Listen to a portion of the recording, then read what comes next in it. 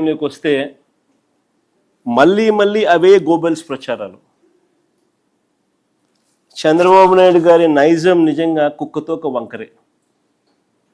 అంటే ఎన్నిసార్లు మనము చెప్పినా కూడా ఎందుకయ్యా అబద్ధాలు చెప్తావు, వాస్తవాలు ఇవి, ఇదిగో వాస్తవాలు అని మనం ఎన్నిసార్లు ప్రజెంటేషన్ ఇచ్చినా, ఎన్నిసార్లు మనం సాక్ష్యాలు ఆధారాలతో సహా చెప్పినప్పటికీ కూడా అవే గోబెల్స్ ప్రచారాలు,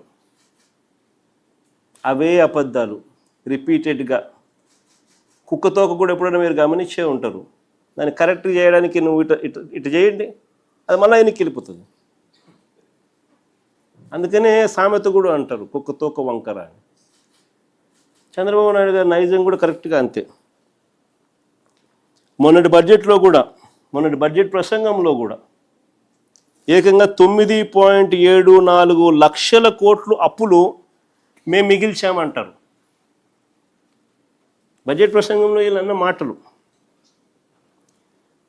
అసలు నిజాలేంటో తెలుస్తాయని, రాష్ట్రానికి సంబంధించిన అప్పులు ఎంతుంటాయో రాష్ట్ర ప్రజలకు ఎక్కడ తెలిసిపోతుందేమోనని ఏకంగా బడ్జెట్ పేపర్స్లో అప్పులకు సంబంధించిన టేబుల్ వాల్యూమ్ నెంబర్ 6 ఈ బుక్లో ఉంటుంది. వాల్యూమ్ నెంబర్ 6 బుక్లో దీనికి సంబంధించిన టేబుల్ పూర్తిగా ఎత్తేసారు, కనపడదు. ఇది ఎప్పుడు జరగదు మామూలుగా.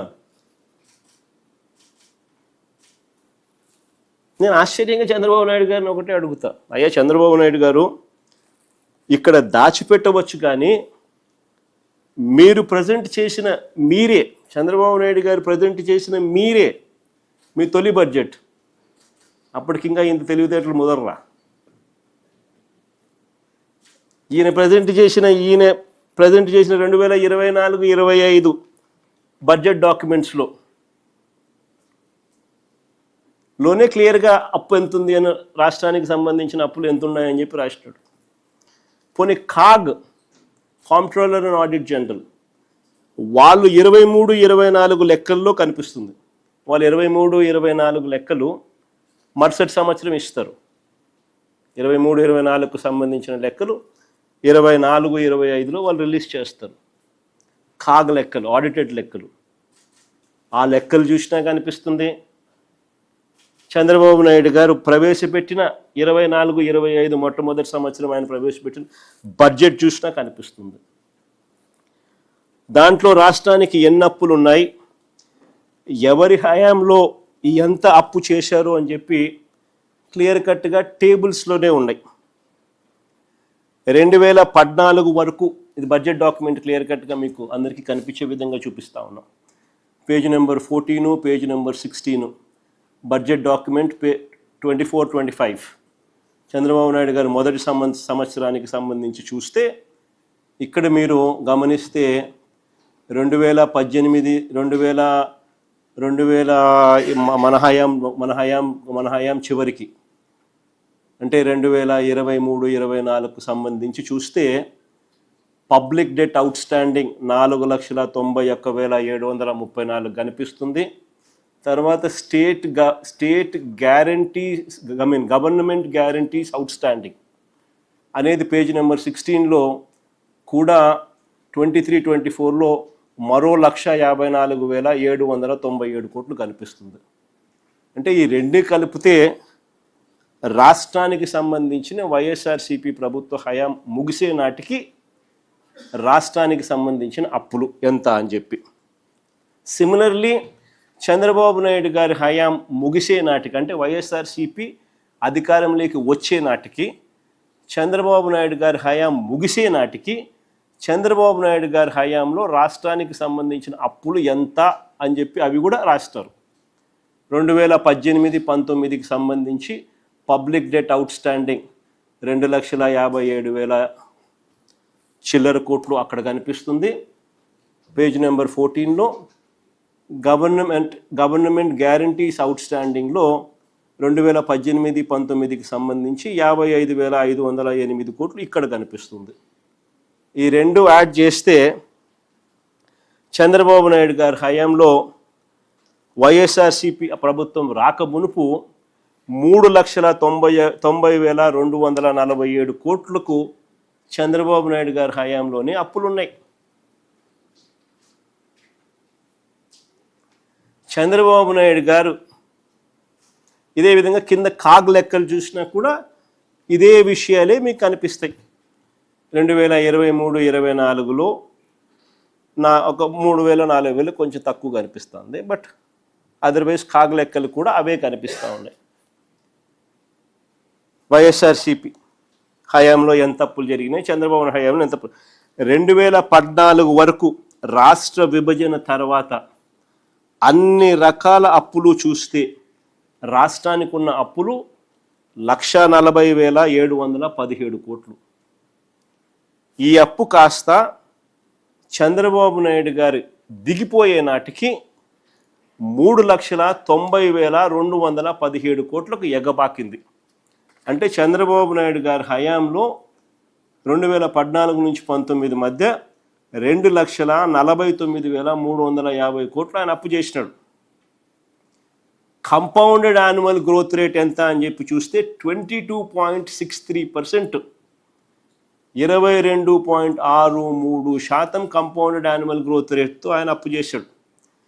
మా హయాంలో చంద్రబాబు నాయుడు గారు ఎండింగ్ పాయింట్ 3,90,247 కోట్లు, అక్కడి నుంచి మేము స్టార్ట్ అయితే మా హయాంలో అది కాస్త 7,21,917 అన్ని రకాల అప్పులు లెక్కేసుకుంటే అక్కడ క్లియర్ కట్గా రాసినారు చూడండి. 4 లక్షల అక్కడ క్లియర్గా రాసినారు చూడండి. Public debt and public account, direct government debt,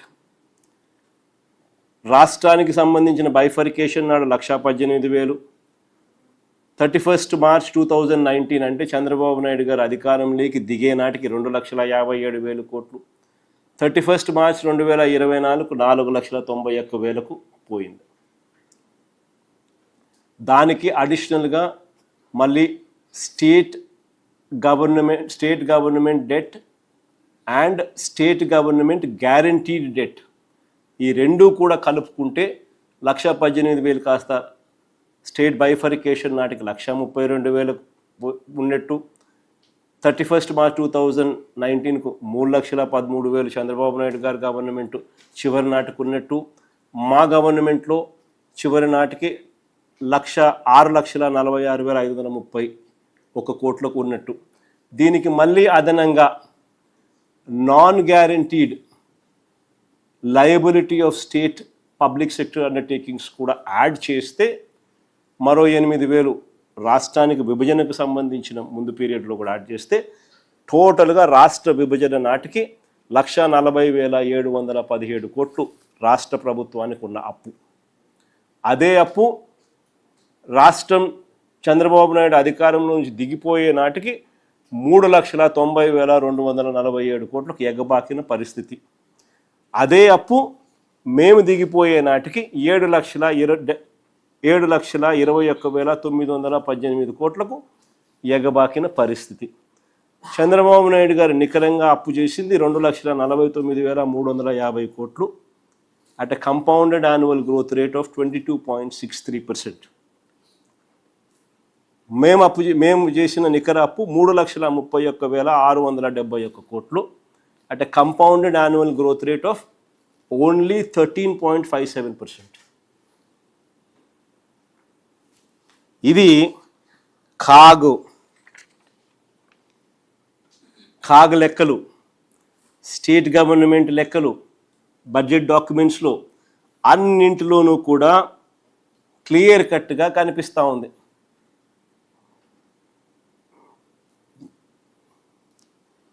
కానీ చంద్రబాబు నాయుడు గారు మాత్రం టేప్ రికార్డర్ ఆన్, గోబెల్స్ ప్రచారం ఆన్. అన్ని రకాల అప్పులు రాష్ట్రంలో మేము దిగిపోయే నాటికి 7,21,918 కోట్లే కనిపిస్తూ ఉంటే మాటికి 9 లక్షల నిన్న కూడా మాకు అప్పు ఇంత మిగిలిచిపోయినారు 9,74,000 కోట్ల 84,000 కోట్లు అని మళ్ళీ అబద్ధాలు ఆడతారు. ఎందుకు అబద్ధాలు ఆడాలి? అలా తప్పు కదా. అట్లా అబద్ధాలు ఆడడం, మోసం చేయడం. బాధ్యత గల స్థానంలో ఉన్నప్పుడు మనం బాధ్యత తీసుకొని నిజాలు చెప్పాలి తప్ప బాధ్యత తీసుకొని బాధ్యత గల స్థానంలో ఉండి ఇలా అబద్ధాలు ఆడడం ఎంత మటుకు కరెక్టు? ఈ ప్రభుత్వం చేసిన అప్పులు కూడా, ఇప్పుడు కూడా ఈ ప్రభుత్వం చేసిన అప్పులు కూడా ఆశ్చర్యకరంగా చూస్తే ఆ పక్కన అదే టేబుల్లో మీరు గమనించినట్లయితే చంద్రబాబు నాయుడు గారు ఈ 2 సంవత్సరాల్లోనే, ఆయన అధికారంలోకి వచ్చిన ఈ 2 సంవత్సరాల్లోనే మేము మొత్తం అప్పులు 5 ఏళ్లలో 3,31,671 కోట్లు మేం చేస్తే, చంద్రబాబు నాయుడు అధికారంలోకి వచ్చిన ఈ 2 సంవత్సరాల్లోనే ఆయన చేసిన ప్రభుత్వ అప్పులు ప్లస్ గ్రాస్ బడ్జెటేతర అప్పులు, ప్రభుత్వ అప్పులు ప్లస్ గ్రాస్ బడ్జెటేతర అప్పులు అన్నీ మీరు గమనిస్తే ఏకంగా 3,17,448 కోట్లు. ఏ ఏ కార్పొరేషన్ నుంచి బారో చేసినాడు, రాష్ట్ర ప్రభుత్వానికి సంబంధించిన డెట్ ఎంత, ప్రభుత్వ అప్పులు ఎంత, గ్రాస్ బడ్జెటేతర అప్పులు ఎంత అని చెప్పి క్లియర్గా టేబుల్ రాస్తుంది. చివరికి వీళ్ళు నిజంగా వాస్తవాలన్నీ ఇవన్నీ ఆధారాలతో సహా కనిపిస్తూ ఉన్నా కూడా ఇంకా వాళ్ళు బడ్జెట్ డాక్యుమెంట్స్తో ఇంకా వాళ్ళు గేమ్ ఆడుతూనే ఉంటారు. చివరికి బడ్జెట్ డాక్యుమెంట్లో చూస్తే మీరు ఆశ్చర్యం కలిగించే విషయాలు కనిపిస్తాయి. ప్రభుత్వం చేసిన అప్పులు కూడా పారదర్శకంగా ఇది చూపడం లేదు. బడ్జెట్ డాక్యుమెంట్స్లో కూడా 2025-26లో మొదటి 10 నెలల్లో చేసిన బడ్జెట్ అప్పులు చూస్తేనే 90,786 కోట్లు. ఇంకా చివరి 2 నెలలు ఇంకా ఉన్నాయి, అప్పులు చేస్తూనే ఉన్నారు. కానీ బడ్జెట్ పుస్తకాలు చూస్తే 2025-26 ఆర్థిక సంవత్సరానికి వీళ్ళు సవరించిన రివైజ్డ్ ఎస్టిమేట్ 12